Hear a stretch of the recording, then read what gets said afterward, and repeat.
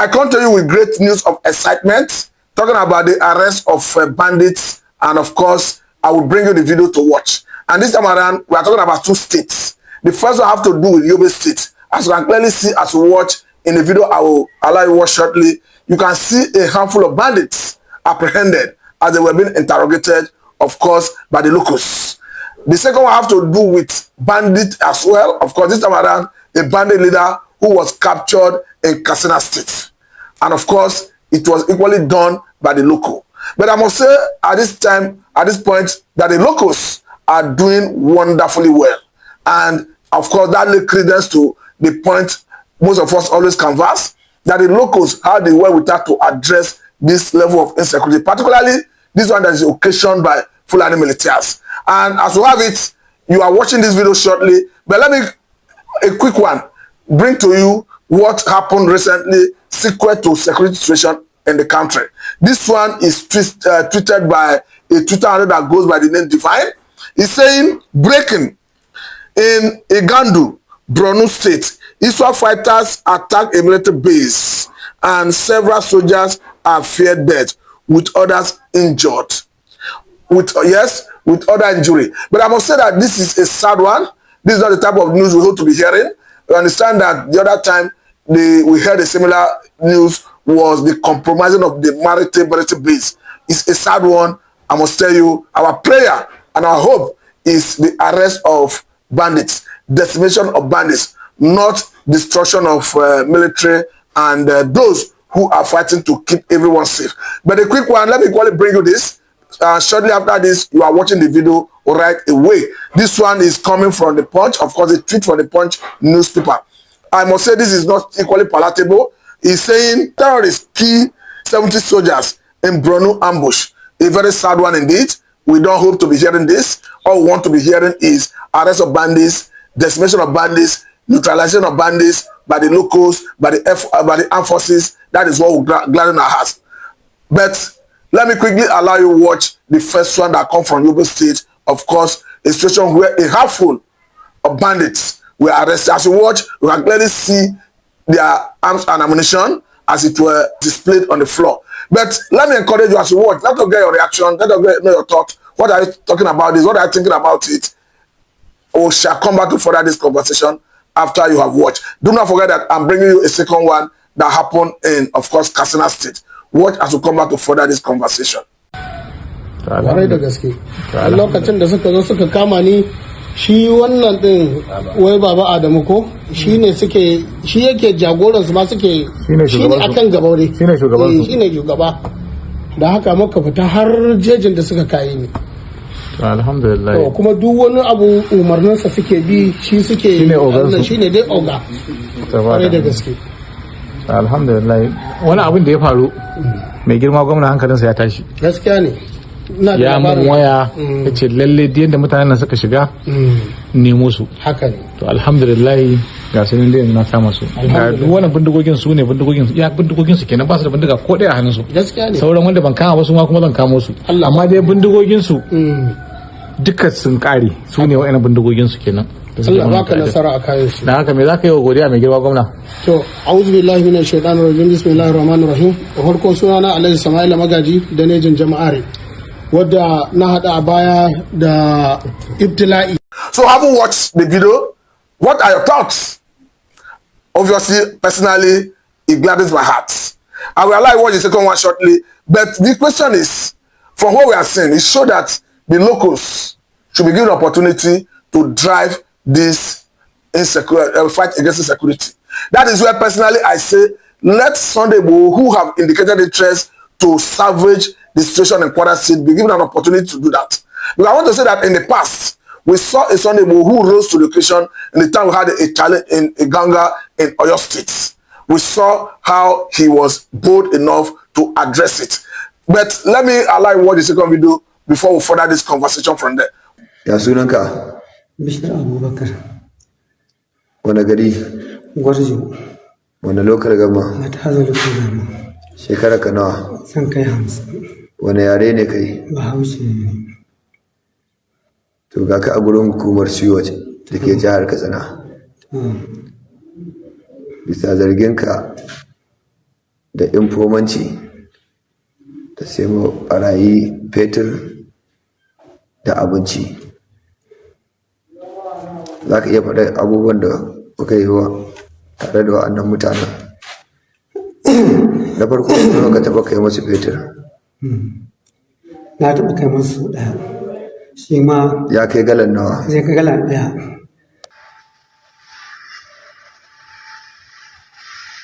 Ka kai musu fetur, haka ne? Wannan matar da kake kaiwa, ya sunanta? Matar su ce can suka turo ta asa. Okay. Ba san sunanta wallahi. Kayan abinci An sai musu. so nawa? An sai musu lemu, an sai musu fiye wuta, an sai musu biredi. Za su kai su biredi. Suna biki amma kuma kwantar. Da ruwa da me kake sai musu? An sai musu fiye wuta, an sai musu lemu, an sai musu biredi, an sai musu shinkafa. Sai fetur. Sai shi fetur an sai masa kala ɗaya. Wa'annan mutanen daga daji suke fitowa ko kuma kai musu kake koyo zuwa suke su karba? Zuwa suke su karɓa. In sun zo ina suke tsayawa? Cikin gari suke zuwa. Daidai Wasu zo wajen Allah ci bello a ba su. To yanzu wannan abun daidai ne? Yanzu wannan abun daidai ne? Yanzu Abubakar Bishir kai, yaron nan da aka yi ma wannan tara, suwa ya suka yi mai tara daga ƙarshe? Fulani suka yi mai tara. Suka karɓi nawa a hannun shi? Wallahi na mace wani wani lokacin nan. Shi yaron me yayi? Ya daɗe. Shi yaron me yayi? Sata gas yake na injin na motocin, manyan motoci. Aka yi kwakwa kama shi. Shi ne mai gari sai mai hukunci. Kuma suka dawo daga baya suka mai nasu hukunci. Kuka ce ba ku yadda ba, sai an canza mai hukunci? Haka ne? Sai an canza mai hukunci? Su suka dawo suka yi mai nasu hukunci. Kuka yi mai naku dai? Wallahi wanda ne suke nan kai ne. Ya za ka ce babu kai? Da kuka yi mai hukuncin nawa aka baka? Wallahi yana goma amana ba. Dan ya ce wallahi. Ba su baka komai ba? Kawai wahala kai musu? Wahala kai musu ko? Su dama a haka suke ko? Ubangiji Allah ya sauke. Allah ya kiyaye. To yanzu dan Allah wannan abin da ka faɗa gaskiya ne ko kuma ba gaskiya ba ne? Abin da ka faɗa tsakaninka da Allah, maganganun da muka yi da kai, gaskiya ka faɗa ko kuma a'a ƙarya ne? Yanzu ana na faɗi maka ne yanzu. Wallahi haka aka yi. Gaskiya ne. Kuma lokacin ana. So having watched, so it's becoming very clear, abundantly clear, that the locals are better positioned to addressing this. But let us speak to issue of that ambush we saw in the tweeted by the Punch paper and the one that happened that was tweeted by the Twitter handle that goes by Divine. Because we understand that the last time we heard of a similar thing was the time the maritime military base was compromised. And this speaks to the fact that the bandits on their own could have been gathering intelligence that pays off on their own parts. So where does that leave us? It leaves us with the issue of collaboration between the three arms of government, between the armed forces in terms of intelligence sharing, and ultimately the participation of the locals. Because the necessary intelligence that needed to nip crime in the bud in most cases rests with the locals. But I want to say that if you have a situation where a military base is compromised, I want to say that the movement of the bandits, the locals who are in those axes where the bandits need to pass through before they get to the base where they need to attack, would have gotten the information before they get to their destination or their target. So if there's synergy, symbiotic relationship between the locals and the security agencies, I want to believe that they would have seamlessly shared such intelligence if it is at their disposal, and in most cases, it's often at their disposal. That is why I encourage the security agencies to, as a matter of urgency and necessity, integrate the locals into the security architecture, particularly with the federal government new approach of forest guard. I want to say that it's a welcome development, because for me, it is a well thought out strategy, talking about community-based policing that will actually integrate the locals into the system. Because as we speak, it has been established that all crime is local. And if all crime is local, it must be addressed from that point of view. And most especially, the traditional rulers, who of course have more authority over the people, must be adequately and appropriately integrated into the system. Because as far as I'm concerned, they are the ones that have the moral authority over the people. And by so doing, it will be seamlessly, of course, the mode and manner of information dissemination from the locals to their monarchs to their traditional rulers will not have any hitch or any challenge. And I understand that the monarchs or the traditional rulers, as the case may be, have unfettered access to the security agencies. So it's going to show that sharing such intelligence that is at their disposal that may be shared with them by the locals will be seamless. That is why all hands must be on deck to addressing this. I will quickly say that the issue of negotiation with bandits is out of place. Let us ensure that what we do currently is strengthening our armed forces, particularly the Air Force, that have ability to go for precision bombing. This is what I'm saying it particularly because I remember vividly that recently a former House of Assembly member from Borno State came out clearly to explain, or rather reveal, that in 2015, when the election was postponed to enable the then government of Jonathan to push back Boko Haram, that the then government, because of desperation to solve the issue of insurgency, went and brought in mercenaries who, according to him, were leveraging on technology, and they were doing fantastically well because they were actually decimating Boko Haram. And as we have it, Ebuari won election in 2015 according to INEC, and Ebuari came in. But unfortunately, Ebuari jettisoned that trajectory, sent the mercenaries packing, and today we are still fighting the war we ought to have won. So the North themselves have a big role to play here. When I mean a big role, they need to be patriotic to the point of being sincere to expose any person that is a threat to the nation in terms of banditry. It doesn't matter the person's status, the person's relationship with the people in that environment. They should be bold enough to divulge any information at their disposal to the security agencies to nip crime in the bud. I said it particularly because in the time of Jonathan as well, we saw a situation where a serving governor then, talking about the governor of Adamawa State, I think Murtala Nyako, was very emphatic that the then government of Jonathan was committing genocide against the North. And this was because the then government was decimating Boko Haram with every seriousness that it deserved. I was talking about when General Ejirika was the chief of army staff.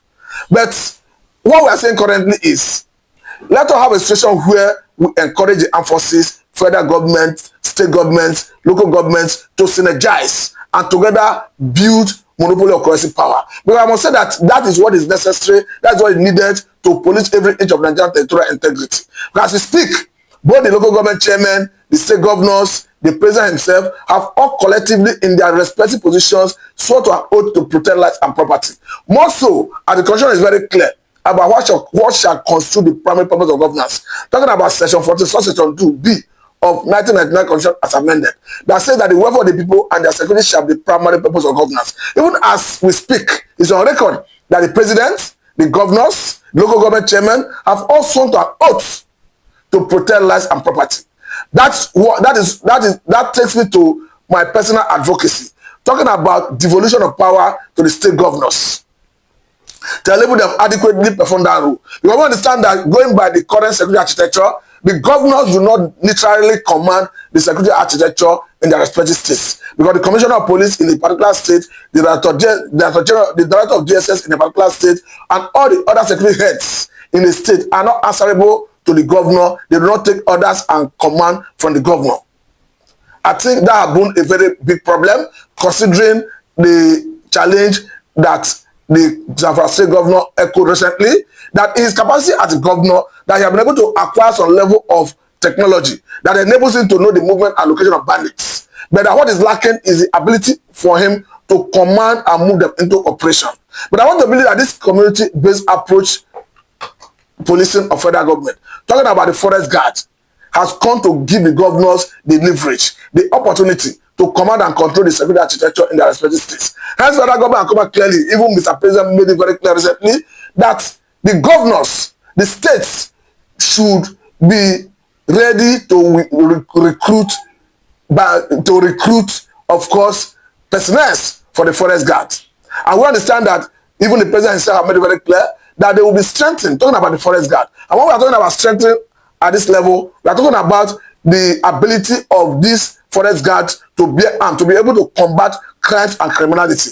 So when this is coming from the president himself, I want to believe that it will, to a large extent, solve this issue of banditry. That is, if the state governments show sincerity and seriousness in keying into it. But as we speak, I think it is only Enugu State we have seen that have come to the media to make it known that they have since started engaging personnel for that responsibility. I want to encourage states like Zamfara, states like Katsina, states like, of course, Benue, states like Taraba, and even Kwara to jump at this with the speed of light. But as far as I'm concerned, I want to say that light is sacrosanct. That we, as governors, they must do everything within the ambit of the law, within the powers given to them by the Constitution to protect lives and property. Because as far as I'm concerned, any loss, life that is lost, as humans, we don't know what it takes to bring back such life, except by the grace of God when God decides to intervene. And in most cases, it's always at the discretion of God, and it is always in exceptional cases. So that is why, as people, as government, as individuals, at our different levels, we must do everything humanly possible to protect the sanctity of life.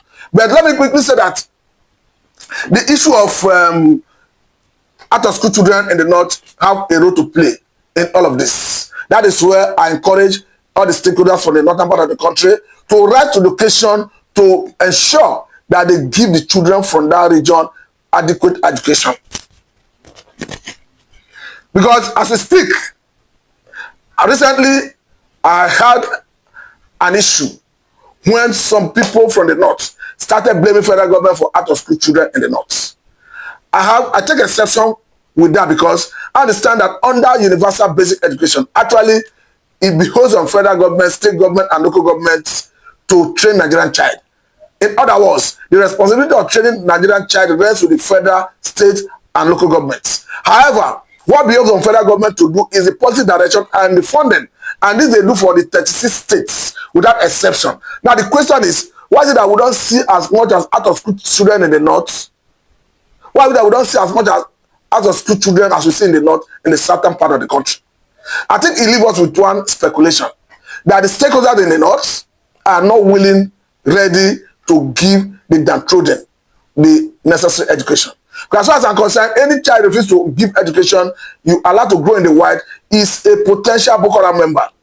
Because you're making them vulnerable to be radicalized, to be recruited into banditry, terrorism, ISWAP, name it. Because from the psychological point of view, any child, the brain of a newborn child is a tabula rasa, a clean slate. Uncle, the category write anything he or she wishes to write. So by the time you give birth to a child, allow the child to grow in the wild without proper education, without proper parental care, without proper societal care. Of course, that child is a potential Boko Haram member, a potential ISWAP member, a potential Ansari terrorist organization member, because definitely they'll be vulnerable to be recruited into one of these terrorist groups, radicalized, and they become problem for everyone.